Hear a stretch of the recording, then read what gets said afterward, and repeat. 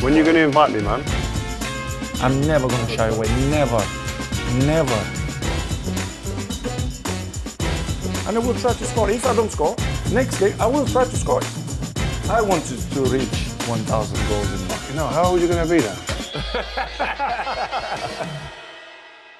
So Chris, man, we're in this wicked studio. I love it, man. And you know what we're going to do? I've seen these things here, and I think every time we're going to change topic... They're called buzz, no? The buzz bars, yeah. I'll just bang it. Okay, or you perfect. bang it when you want to change it. You can start. Right, let's start then, man. Right, Al Nassr, Saudi, going there, huge news. Like, you changed everything when you went there. Like, what were the most difficult things for you to adapt to when you went to Saudi, coming from Europe? Rio, as you know, my whole life, it's about challenge. I left my house with 11 years old to live in a big city. So for me, it's easy because I changed Madeira to Lisbon, Lisbon to England, England to Italy, Italy, I'm back Spain, Spain. For me, it's not a problem. For me, you know, it's part of my life. I'm used to have this kind of life. And to be honest, it was very easy for me. You can speak about religion or about the weather, but no countries is perfect. So for me, the adaptation was easy, and I really love it to be there, to be honest. It's interesting what you said about, well, like, no country's perfect. That's exactly what I was thinking when I saw you go, and I saw the news start coming out about Saudi, and I saw a lot of the Western world saying, pointing the finger, saying negative stuff, and I'm like, are we that good? Are we that perfect that we have got no problems? Like, everyone has problems, man, but it's about facing the problems and then making a step forward. I mean, and is there any little things that you've thought, wow, I didn't expect that to be there when you went there, or that have been good, positive as well, or negative? As I told you before, for me, all the countries have their issues. It's normal.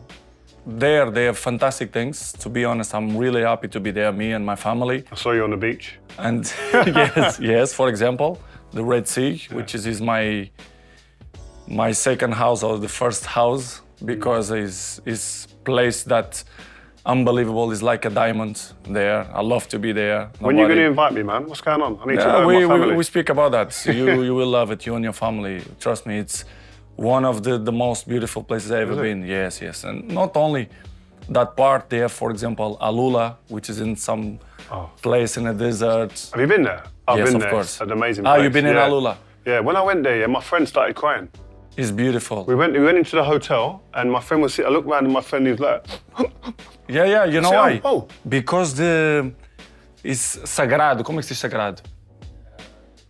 spiritual. Yeah, spiritual. Yeah, spiritual. Yeah, it's spiritual. You can feel the energy there. Yeah. That they have some spiritual thing. Different, isn't it? I felt as well, to be honest. I did. And they have that. They have the Red Sea. They have, even in the mountains, they have snow. That people snow in Saudi. Yes, they have snow.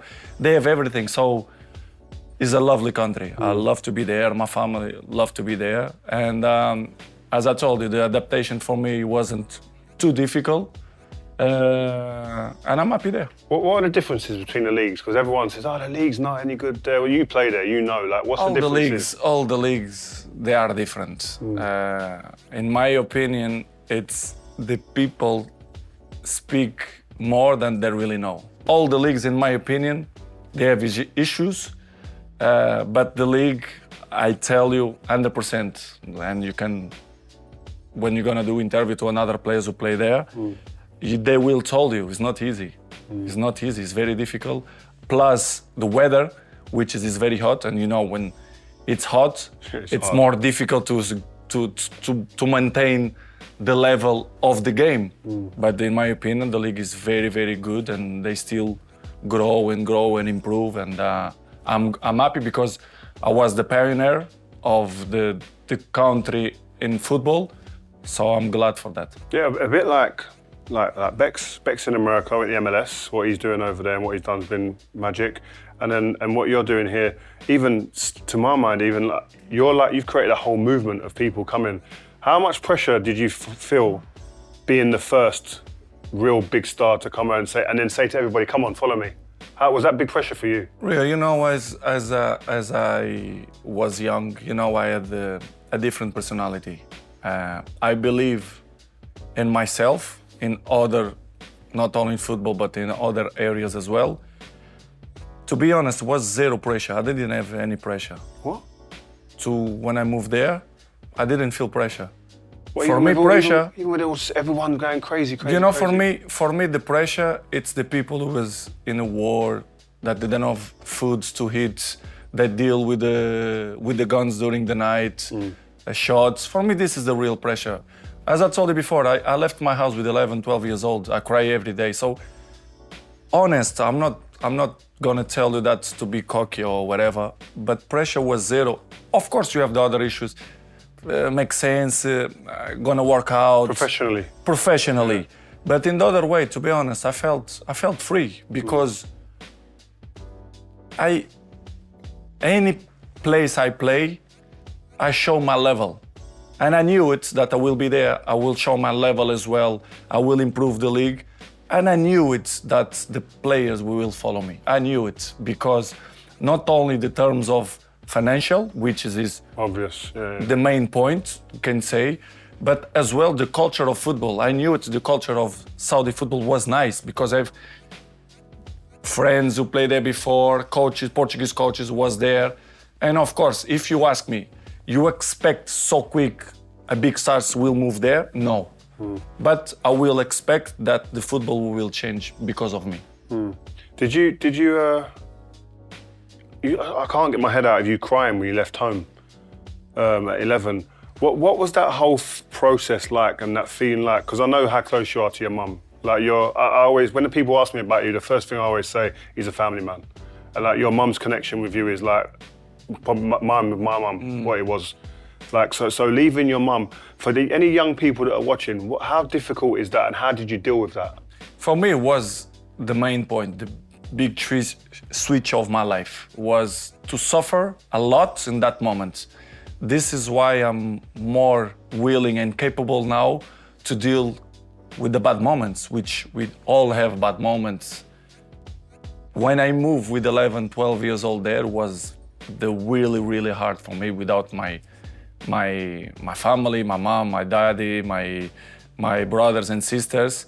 Imagine your kid with 11 years old to go to London to, I don't know, another country or... It's hard now. My boys are playing football 1 hour away and my head is going crazy. It's difficult, but my mom and my dad always support me to say, listen, Cristiano, if you want to follow your dream, will be hard for us, will be hard for you, but we give you opportunity. And I left and it was tough, and I'm blessed and I'm happy because to pass in that moment with that difficult situation, now I'm capable to, you know, another chapter of my life to deal with all pressures that we still have in the football, a way of football, with the family, with the wife, everything.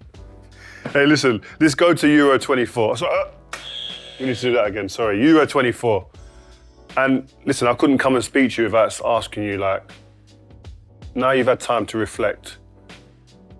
When you was in that tournament and you were crying, what was that like? Because you got some people saying, why is he crying? It's his ego, it's this, it's that. What is the reasons behind it? And how do you feel now about looking back? It's much more easy to criticize than appreciate what you really have, you know. We know as the press how it works. If you speak good, don't sell. You have to speak bad. It's normal. And if you speak about Cristiano, you're coming in the first page. It's normal because I'm the most followed guy in the world. It's not only because of my pretty face, but in everything, you know. Why Cristiano is the #1 follower in the world? Why? Why do you think? Many things. There's goals, football, trophies, and family, lifestyle, everything. Because people say, why they follow? Because they, in some way, they like me. You understand? I think, and they criticize, always gonna exist, and it's part of the business. For me, this is not a problem. Your question was in euros. Why are you crying? Why you cry? For example, I speak last night about that. When you have passion for what you're doing, you cannot be worried about how your feelings. If, for example, I cry the day that I missed the penalty, which is, I believe that Oblak did a fantastic save. Okay, but let's interpret that I missed the penalty. When I cry, it's not because I cried, because I felt that if I don't score that penalty and if Portugal will be eliminated, world will collapse on me. Not because of that, Rio, no. It's people they don't know me. It's, imagine that the last 27 penalties you score, you miss in that period, you feel like bad from yourself. You don't even think about that. The people who come to the stadium, your kids, your mom, your girlfriend, everyone, I felt sad because of that. You think I'm thinking, I missed the penalty, but Portugal gonna falling down on me, they're gonna say that we felt because Cristiano missed the penalty. I didn't even think about that, I swear to God. Wow. I felt because I make pressure to myself, you know me. Since with 11 years old, I always make pressure to me.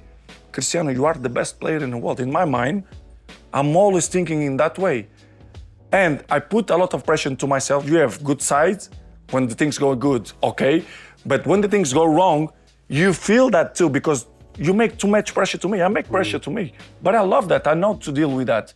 But when I missed the penalty, I felt bad with myself, the fans, the family, not because other stuff that people say that it's not that. It's not. I saw you looking into the crowd. Was it like your mum, your kids? Exactly. Because I know that gets me emotional. In the World Cup, I cried.